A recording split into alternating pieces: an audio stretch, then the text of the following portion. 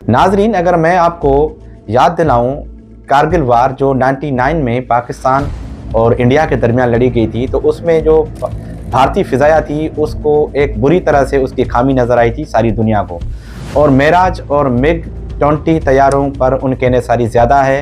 हादसात की शरह की बुलंद तरीन फ़ज़ाई अफवाज में शुमार होती है। हर साल कई तैयारे तबाह होते हैं। पायलटों की तरबियत एक गैर मयारी होने की वजह से जो इंडियन एयरफोर्स है उनको सारी दुनिया में एक शर्मिंदगी का सामना है। और इंटेलिजेंस मालूमात का मौसर इस्तेमाल न होने की मिशन अक्सर नाकाम हो जाते हैं। मकामी तौर पर तैयार शुदा तैयारा तेजस अब तक मुकम्मल तौर पर काबिले एतमाद नहीं बन सका। रेडार और एयर डिफेंस सिस्टम में खामियां हैं जिनसे दुश्मन के हमले मौसर साबित हो सकते हैं। साजो सामान के देखभाल में लापरवाही के बायस परवाज़ों की कमी और ख़राबी बढ़ती है। फ़ज़ाई मशकों में कोऑर्डिनेशन की कमी ज़ाहिर होती है जिसकी जंगी हिकमत अमली मुतासर होती है। दुश्मन की फ़ज़ाई हदूद में कार्रवाई के दौरान अक्सर गलत फ़ैसले किए जाते हैं। पायलटों का मोराल हादसा और क़यादत की कमज़ोरी की वजह से कमज़ोर होता जा रहा है। साइबर सिक्योरिटी निज़ाम जदीद तौर पर के तकाज़ों के मुताबिक वजह से कमज़ोर है। गलत हदफ पर हमले जैसे वाक़यात भारतीय फ़िज़ाया को नुकसान पहुँचाते। पेरोक्रोमेट खरीदारी यानी कि निज़ाम में बदउनवानी और ताख़ीर पाई जाती है। जदीद टेक्नोलॉजी पर इन्हिसार के बावजूद सॉफ्टवेयर अपडेट्स में सुस्ती निकाल पाई जाती है। पायलटों और टेक्नीशियंस के दरमियान राब्ता मौसर नहीं होता। पायलट बालाकोट हमले 2019 में वाज़ेह शवाहिद देने पर आलमी सतह पर मजाक उठाया गया। भारतीय लड़ाका जहाज़ भारतीय ताबूत कहलाते हैं जिसका मिसाल MiG-21 कसरत की हादसात की वजह से है। दुश्मन के रेडार जाम करने की सलाहियत महदूद है। बैनुल अक़वामी मशकों में कारकर्दगी औसतन दर्जे की नीचे है और पेशावराना कमज़ोरी ज़ाहिर करती है। क्या आपको पता है कि ये मैं किस एयरफोर्स की बात कर रहा हूँ? जी हाँ नाजरीन, मैं आज के व्लॉग में आपको ये बताऊंगा कि इंडियन एयरफोर्स और इंडियन की जो दिफाई सिस्टम, जो इंडिया के जहाज़ हैं, वो कितने नाकारा और उनका कितना नाकारा सिस्टम है। हम आज उन पर रोशनी डालेंगे। हम आपको व्लॉग में बताएंगे कि आज इंडिया के तकरीबन 800 से ज़्यादा फ़्लाइट्स कैंसिल हो चुकी हैं। दिल्ली से लेकर जयपुर, कोलकाता, मुंबई और गोवा तक जो फ़्लाइट्स हैं उनमें ताख़ीर पाई गई है और पायलट्स को कोई बात समझ नहीं आ रही कि ये क्या हो रहा है हमारे साथ। पायलट्स को फेक रीडिंग शो हो रही है। उनके GPS गलत लोकेशन एड्रेस कर रहे हैं। इसका मिसाल इस तरह से कि अगर कोई जहाज़ दिल्ली के ऊपर है तो वो उस टाइम वो अपनी लोकेशन श्रीलंका में शो कर रहा है, और जो जहाज़ कोलकाता में है वो अपनी मौजूदगी नेपाल में शो कर रहा है। अगर कोई जहाज़ गोवा में है तो वो जहाज़ बांग्लादेश में लोकेशन शो कर रहा है। ऐसा ही एक प्रॉब्लम, एक साइबर हमला इंडिया की एयरफोर्स और इंडिया के दिफाई निज़ाम पर हुआ है, जिससे इंडिया की तकरीबन 800 फ्लाइट मुतासर हो चुकी हैं। और इन मुतासरा हमले में जो फिलहाल इंडियन गवर्नमेंट की तरफ से एक डिटेल आई है उसमें यह बताया गया है कि हमारे सिस्टम में ग्लिच आ गया है, यानी कि कोई खराबी आ गई है हमारे GPS सिस्टम में। यह बात क्लियर है कि जो भी सिस्टम खराब होता है तो पहले उसमें ग्लिच ही आता है और ग्लिच आने के बाद ही उनका बाद में पता चलता है कि क्या है। लेकिन 2 और 3 दिनों से जो इंडिया की एयरफोर्स जिस मसले से परेशान है उनका फिलहाल कोई भी जवाब अब नहीं आया और अभी तक इंडिया की फ्लाइट्स कैंसिल हैं। वहाँ की पब्लिक परेशान है और वो लोग इस बात को जानने के लिए परेशान है कि अगर इतनी बड़ी तादाद में ये फ्लाइट कैंसिल हो रही हैं तो वो किस वजह से हो रही है। तो यहाँ पर 2 बातें ज़ाहिर होती हैं। यहाँ तो इंडिया पर कोई बड़ा साइबर अटैक हुआ है, जिस साइबर अटैक से इंडिया का जो डिफेंस सिस्टम है या साइबर सिक्योरिटी निज़ाम है वो बिल्कुल भी उसे नहीं बचा पाया और वो सिस्टम सारा हिल कर रह गया है। दूसरा, यहाँ तो इंडिया ने कोई ऐसी टेक्नोलॉजी टेस्ट की है जिसने पहले अपने ही ऊपर उसको टेस्ट करना मुनासिब समझा है।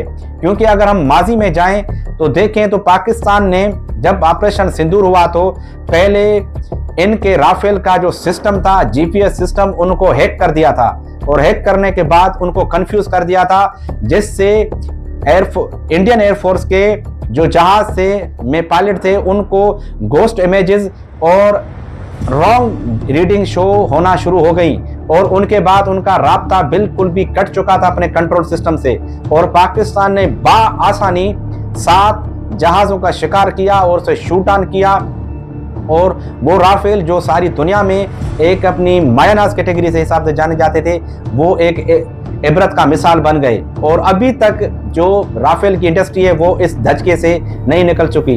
नाजरीन, हम आपको डिटेल से बताते हैं कि ये इंडिया में इस वक्त जो ये फ्लाइंग इमरजेंसी लागू हो गई है उसके पीछे कौन सी वजूहत हैं और इंडिया उसके पीछे कौन सा घिनौना खेल कर रहा है, हम आपको आज की व्लॉग में इसको डिटेल से आपके साथ क्लियर करेंगे और आपको हमको बताएंगे। नाजरीन, ये वाक़ा इंडिया में उस टाइम हुआ है जिस टाइम इंडिया में मामूल के मुताबिक कोई मौसम की खराबी नहीं थी और कोई भी मौसम का ऐसा कोई इशू नहीं था। बैठे बिठाए इंडिया की 800 फ्लाइट कैंसिल हो गई हैं और अभी तक जो उन्होंने डिटेल दी है कि वो कह रहे हैं कि हमारे सिस्टम के जीपीएस में कोई एक वोल्फ फंक्शन जो है वो नहीं काम कर रहा। वो जीपीएस, जिसके आम ज़बान में कहें कि ये जीपीएस जो जहाज़ का होता है उसके सिस्टम के साथ जब ज़्यादा छेड़खानी की जाए तो वो अपने डैशबोर्ड पर रीडिंग पर रॉन्ग रीडिंग शो करता है, यानी कि वो असली जीपीएस की लोकेशन नहीं दे पा रहा। तो जब उस बात पर इंडिया के हुकाम से पूछा गया तो बताया गया कि ये इंडिया की तारीख का सबसे बड़ा हमला है जो इतनी तादाद में फ़्लाइट कैंसिल हुई हैं और इस इतनी बड़ी तादाद में फ़्लाइट कैंसिल होने का मतलब ये है कि ये जो इंडिया के जहाज़ रॉन्ग लोकेशन दे रहे हैं और पायलट्स को कोई समझ नहीं आ रही।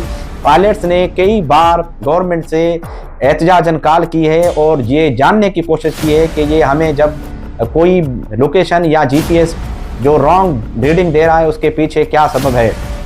तो ये नाजरीन, अब दुनिया के माहिरीन और आलमी मुबसरीन या जो फ्लाइट एनालिसिस हैं वो ये कह रहे हैं कि ये इनके सिस्टम पर कोई साइबर अटैक हुआ है और साइबर अटैक इंडिया पर होता है। ये इंडिया का माजी भी इस तरह से कि 2019 में जब मुंबई में ब्लैकआउट हुआ था तो उस टाइम भी इंडिया ने पहले ये बात शो की थी कि नहीं, ये एक नॉर्मल सा हमारे सिस्टम में ग्लिच है और कोई ऐसी बात नहीं है। लेकिन काफ़ी महीनों के बाद, काफ़ी अरसों के बाद जब इंडिया ने उसका नुकसान दुनिया को बताया था तो ये बात मानी थी कि हम पर कोई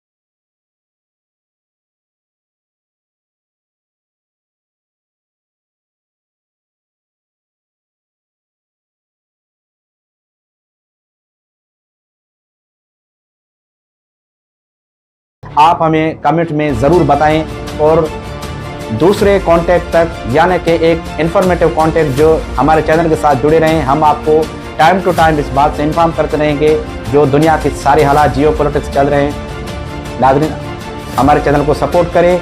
आखिर में हमारे चैनल को लाइक और सब्सक्राइब करना मत भूलिएगा और जुड़े रहेगा हमारे चैनल के साथ। तब तक के लिए अल्लाह हाफिज़।